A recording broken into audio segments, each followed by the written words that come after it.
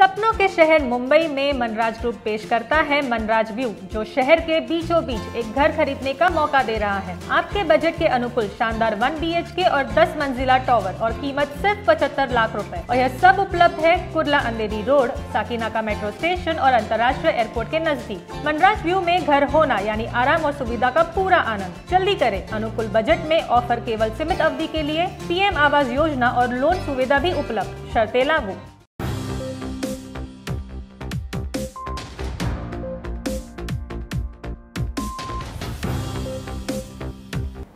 DRB news में आप सभी का स्वागत है। मैं हूं सैयद सलमान और आपको गुरु पर्व और कार्तिक पूर्णिमा की ढेर सारी शुभकामनाएं।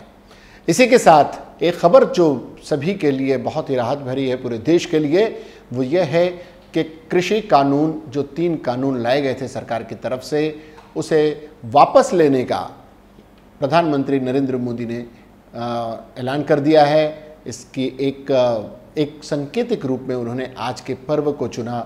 एक बेहतरीन कार्य हुआ है और आज के दिन जिसे खुशी के पर्व पर कृषि कानून का वापस लेना सरकार के एक कदम पीछे हटने की निशानी है। एक हम आपको बता दें कि इस कृषि कानून को लेकर किसान लगभग 9-10 महीने से बॉर्डर पर बैठे हैं, आंदोलन कर रहे हैं। एक अनुमान के अनुसार लगभग 700 किसानों की इसमें जान जा चुकी है इस आंदोलन के लिए। इस आंदोलन को तरह तरह के इल्ज़ाम भी झेलने पड़े। खालिस्तानी कहा गया। पिछली 26 जनवरी को झंडा फहराने को लेकर जिस तरह की हरकत हुई, उसे भी देशद्रोह से जोड़ा गया।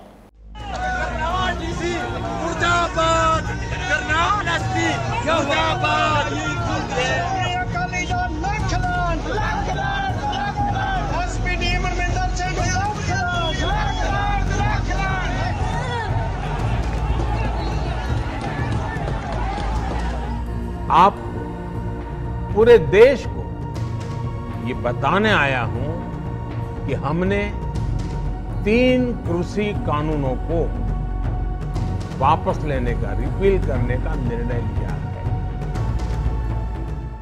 हम आपको बताएं कि इस प्रधानमंत्री ने जब देशवासियों को संबोधित किया तो उन्होंने पहले क्षमा मांगी।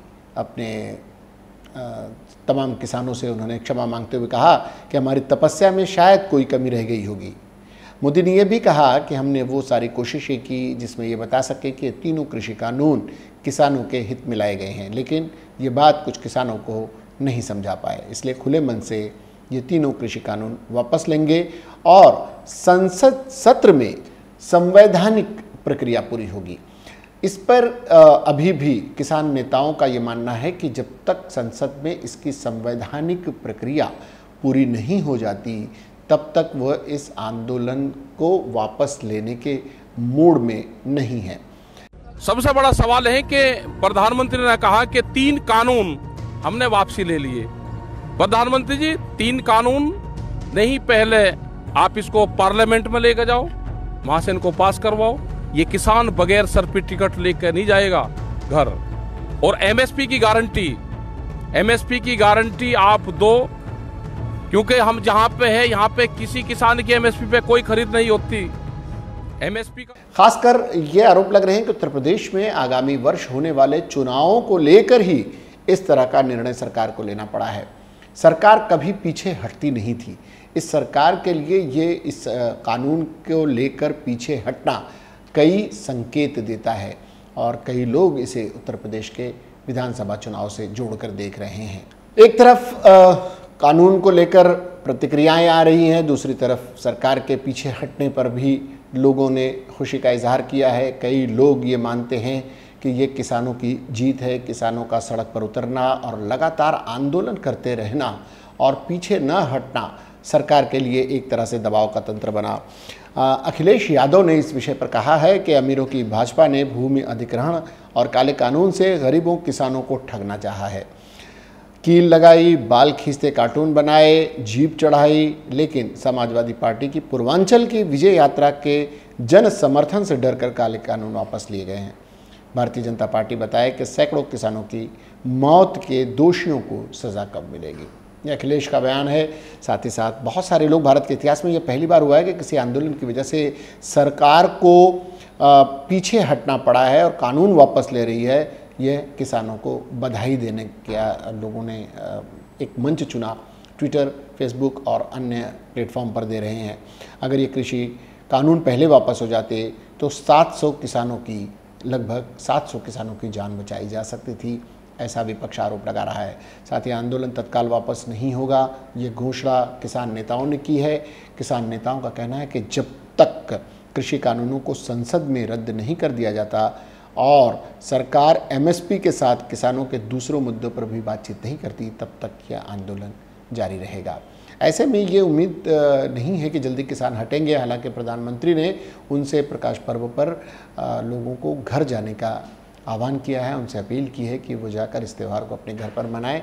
खासकर हम आपको बता दें कि हरियाणा और पंजाब के किसान और उत्तर प्रदेश के, पश्चिमी उत्तर प्रदेश के किसानों ने दिल्ली से लगे बॉर्डर्स पर इस आंदोलन को जारी रखा है। 700 से ज़्यादा किसानों की शहादत के बाद गुरुपूरब के दिन देश के किसानों की जीत हुई है, ये लोगों का मानना है।